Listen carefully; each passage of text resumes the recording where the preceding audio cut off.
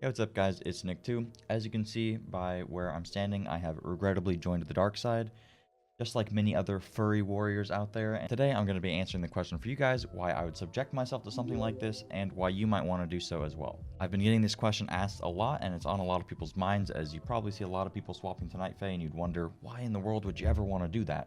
So today I'm going to be answering that question for you guys.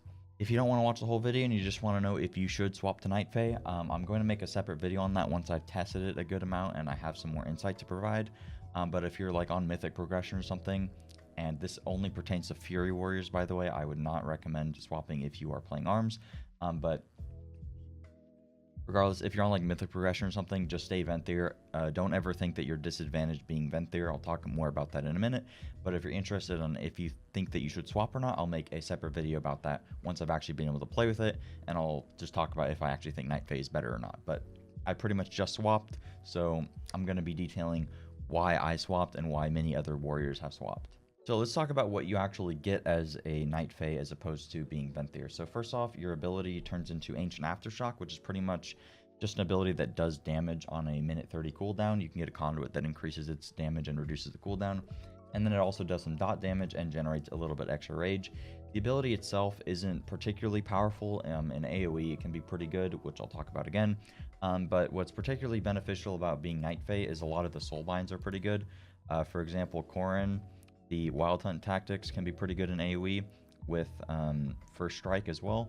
Or Naya can be pretty good with the Grove Invigoration and Naya's Tools Burrs, versus just the haste buff on Venthyr isn't very great because a lot of the time it's not going to line up with your CDs. Sometimes it does, and when it does, it's pretty good. But this is just passive, always good.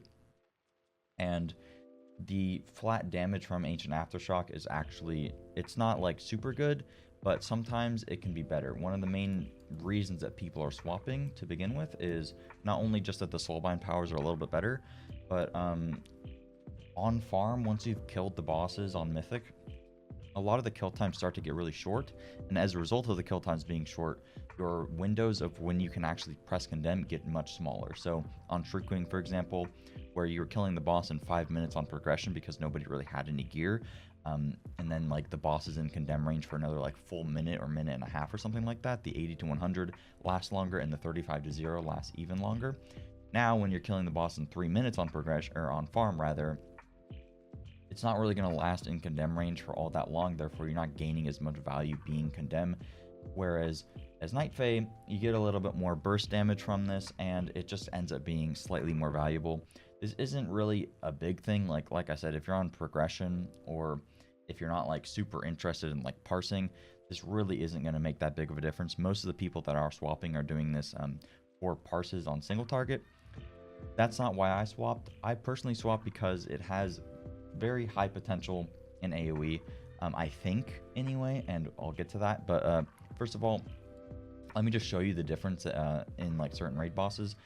As you can see here, the top logs for Shriekwing now from Fury Warriors. By the way, again, do not swap to Knight Fae if you are armed. This is, I'm pretty sure, strictly an only Fury thing. Actually, we can check together real quick if there's any armed warriors that have gone Knight Fae. Okay, no, none of the arms warriors have gone Knight Fae. There's one guy playing Kyrian, but we're not here to talk about Kyrian. We're here to talk about Fury Warrior, otherwise known as Furry Warrior, Knight Fae. But like I was saying, as you can see now, the top Shriekwing logs are pretty much all Knight Fae players, and these people have pretty much just swapped to Knight Fae like this week or the week prior. Their logs aren't significantly higher than that of the Venthyr players, so like I said, you're not disadvantaged by being Venthyr, you're still very competitive. However, the Knight Fae logs slightly overtake them, and as you can see, these are with like pretty fast kill times. And you also play Frenzy as opposed to Massacre on certain fights like Shriekwing and stuff like that. But on other fights, like Saraline's rank 1 for Huntsman Altimore is still his Venthyr one. He just got like an insane log, and I'm sure this will last a little bit. I think BDG private logged this week. I was really interested in seeing how his logs were on his second week of Knight Fae, because some of his bosses last week, I think he like died on or something, so I was curious to see how he was going to perform. But I think they private logged, so not really sure what's going on there.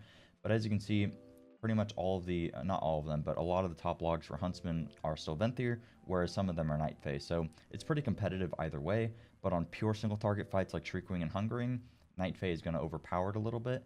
And then on other AoE fights, I think that Knight Fae is about comparable, if not maybe better if played perfectly, whereas Venthyr obviously is still competitive. Same thing with Zymaz, same thing with Enerva. You see this one Kyrian guy. I was kind of interested in swapping Kyrian, but more people went Knight Fae, so I just went Knight Fae. But I imagine it's probably about the same story for Kyrian. Then certain fights like Council, I haven't really seen. We have like one log that's Knight Fae. Blah blah blah. Basically, the story is that Knight Fae can be better in single target, if not about equal. And for other fights, really kind of just waiting to see how well people do. I think the only fight that you're disadvantaged playing Knight Fae on is Denathri. So if you're progressing, definitely I would not play Knight Fae.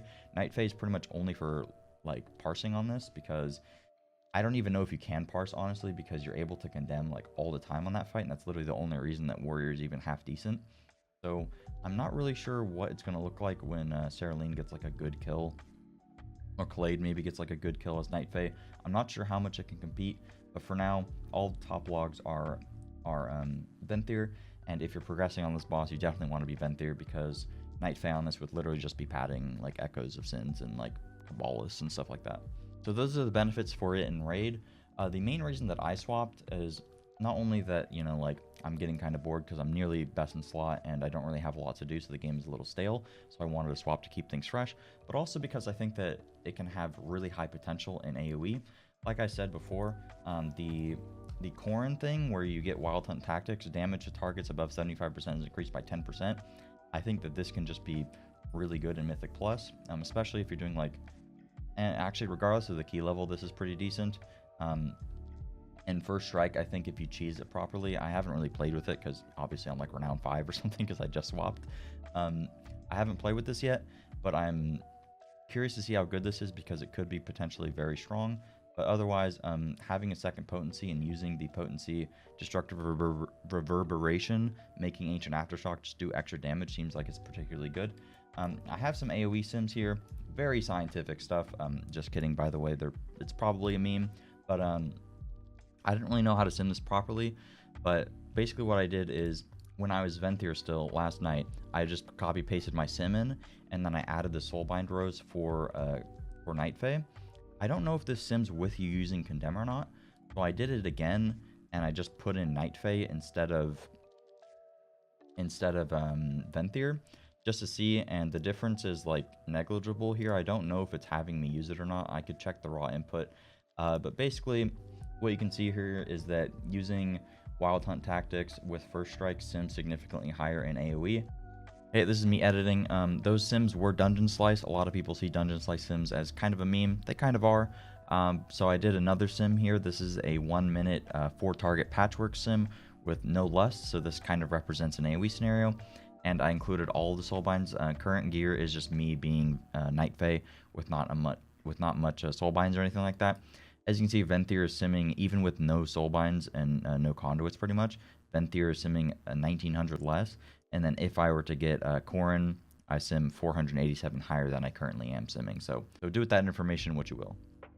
I don't know how it's actually going to play out, but the way that I think about it in my head is just that a lot of the time in Mythic Plus, you don't gain a ton of value out of being able to condemn the targets 100 to 80, which is why one of the main reasons that condemn is super valuable in Raid. You don't get to do that a lot in Mythic Plus because your opener usually just like hoping that you get multiple Blade Storms, and if you get multiple Blade Storms, any mobs that you're fighting are typically out of condemn range. So being able to get the additional soulbind abilities of Wild Hunt, increasing your damage on opener, and First Strike increasing your damage on opener, and your Ancient Aftershock just doing damage on opener, all of that stuff combined, I think that you could get way more burst potential out of Knight Fae. So that's one of the main reasons that I was tempted to swap, and I did swap, was because my goal is to just do massive damage in AoE. But again, this is a Dungeon Slice sim. I don't know how accurate this sim actually is. It has me at like 8.5, and normally I do a lot more than that. Like this was a miss that I did last night. It's tyrannical, and it's only like a 15. So my numbers are a little bit inflated here, but 9K overall. I don't know how much I can actually beat that being Knight Fae, but I think the Knight Fae, generally speaking, is going to be more valuable in Mythic Plus. Of course, you lose the Venthyr buff if you're doing like Halls or Sanguine, but if you have another Venthyr, it's fine. The only time that I think Knight Fae is like objectively worse in Mythic Plus is when you're fighting a boss. because Condemn, even though the boss doesn't last in Condemn range for too long, it does seem that you get a little bit more single target value out of that, which is a little weird for me to say because it seems directly contradictory to what I was saying previously about Condemn versus the Knight Fae ability for parsing. Just take my word for it, but I mean, either way, I don't know that it's a significant increase. I did like a heroic dungeon, and it just feels super weird not having Condemn. The only time that it's bad is like I think on single target, and when you have no cooldowns going into a pack, not being able to Condemn feels very weird. But outside of that, I think that it's going to be a net increase, and I'll just see how it goes. So I'll make a updated video in the future talking about whether or not I think that it's worth swapping. But those are the reasons that people are swapping, mainly just that it can be better for parsing and raid, and has proven to be for certain people. I don't really care about parsing that much, especially because we private log anyways.